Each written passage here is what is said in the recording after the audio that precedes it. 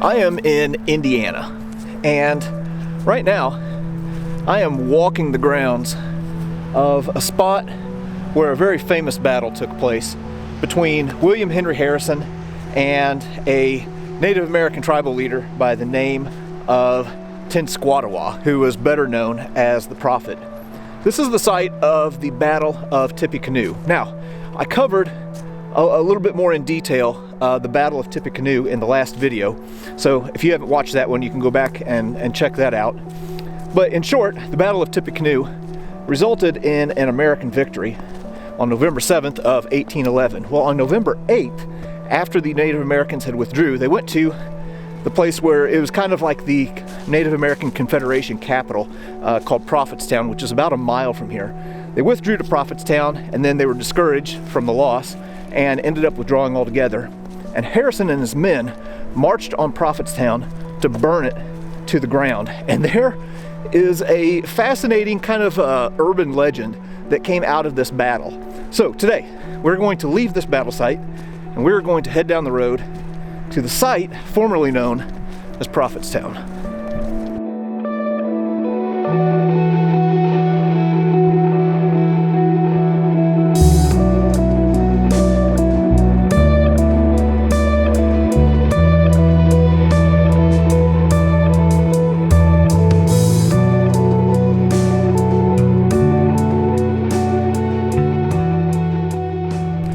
As I have mentioned before, whenever you think of the Native Americans of North America, you can't think of them as a monolith, like this one singular group of people who were all the same.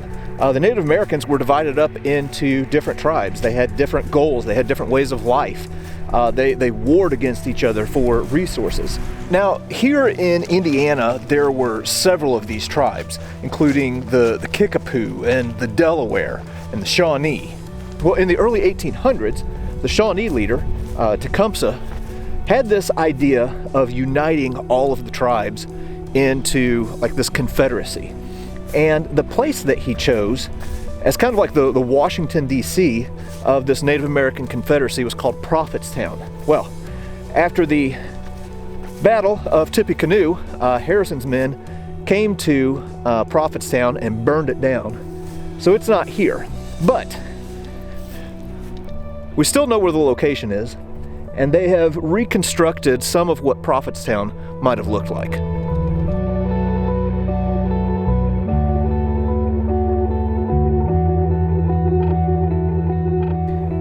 Now, if you're looking at this area and thinking, this doesn't look like a Native American village at all, well, again, Native Americans are not a monolith. We're not dealing with Plains Indians here who were nomadic and had teepees. These are more of the woodland tribes. So this structure that we're looking at here is a representation of what the chief's cabin would have looked like. So this would have been where somebody like Tecumseh would have stayed. So we can go in here and take a quick look around.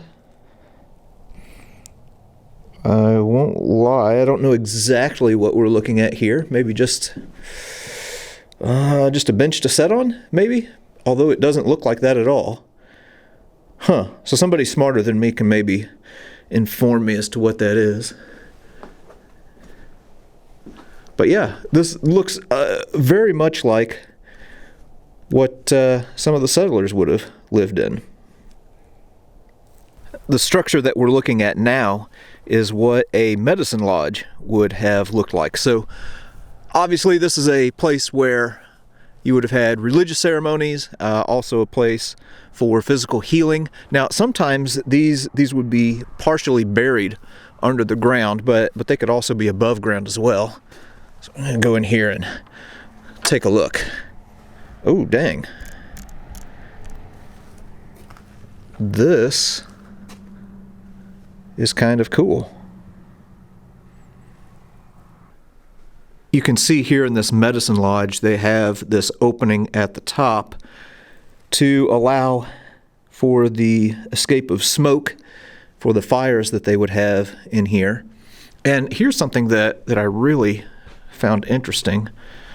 is they have examples of all kinds of different plants and roots and barks and things like that that the Native Americans would use, and also what they would use them for. So, for example, here we have aster, this right here, which was used for headaches and gas pain and fevers, congestion.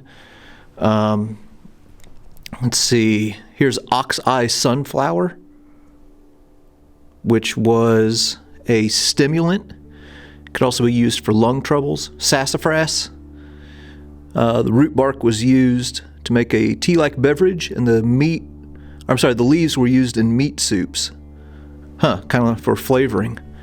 Yeah, this is really, really interesting. So black-eyed Susan for inflammation.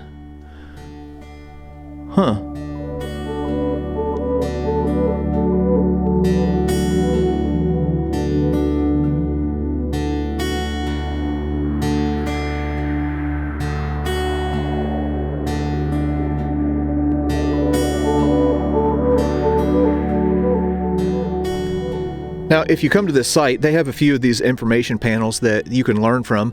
I mentioned a few of the Native American tribes of Indiana earlier, but here's a look at all of them and where they might have resided.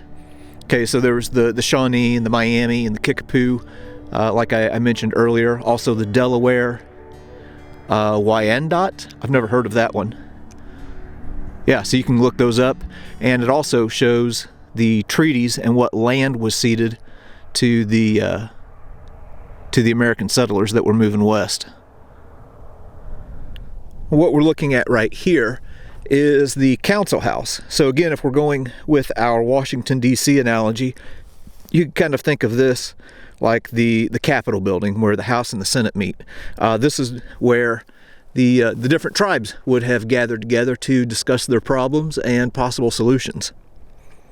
And unfortunately, looks like we will not be going inside of the council house today. Being here at the site where Prophetstown was located and looking at this reproduction of the council building, I don't know, it's had me kind of thinking about a few things. One is that leadership matters. Tecumseh was a good charismatic leader. His brother was not. Had it not been for his brother taking preemptive action and kind of engaging in that fight before Tecumseh got back with his forces, well, the outcome could have been different, but his rash actions ended up destroying any hopes that Tecumseh and the Native American Confederation might have had. And another thing that you can pull away from this is the idea that, hey, united we stand, divided we fall. Native American tribes were divided at this point, didn't have their forces mustered up together, and the consequence was a severe and devastating loss at Tippecanoe. All right, got a few more places here at the site that we're going to take a look at. Whew, and dadgum, it's cold. Now, a few other things that they have here. This kind of represents a cooking area. This right here is really kind of a relaxation area where you can get shade and get out of the sun. And this is an A-frame structure that would have been for like village housing. So it said on an information panel back there that this was built in the Anishinaabe tradition. I think that's mispronounced correctly. But of course there would have been, walls up. But anyway, that's the frame.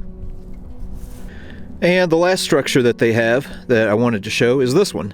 This is representative of a granary. So this is where corn and different grains would have been stored and dried and kept throughout the year to feed the tribes throughout the winter months. And again, sometimes these were partway below ground and sometimes above ground. Interesting.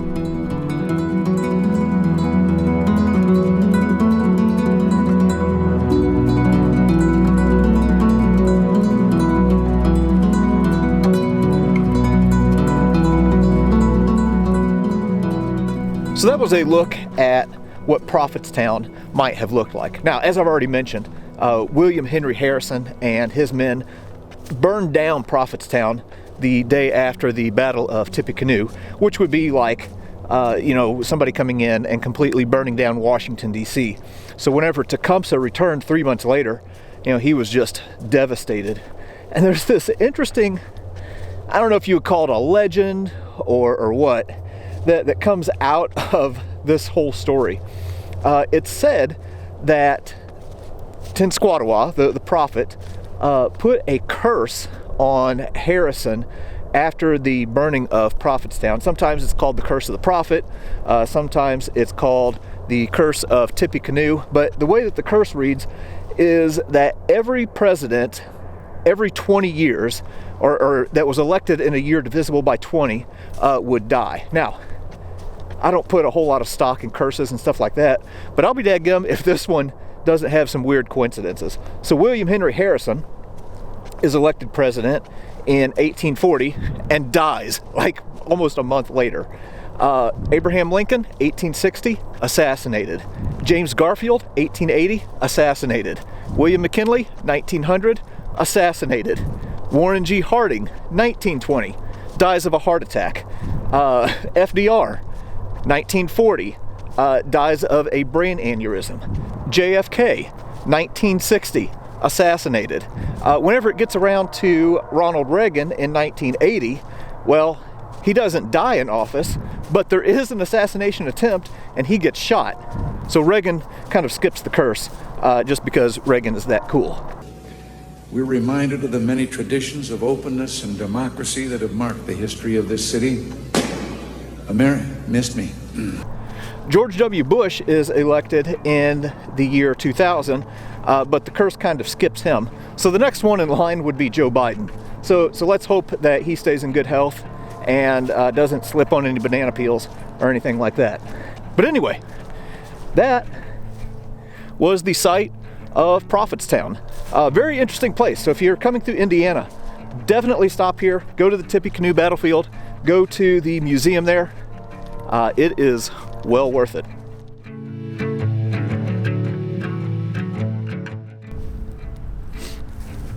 Oh, here comes the sun. Doo-doo-doo-doo.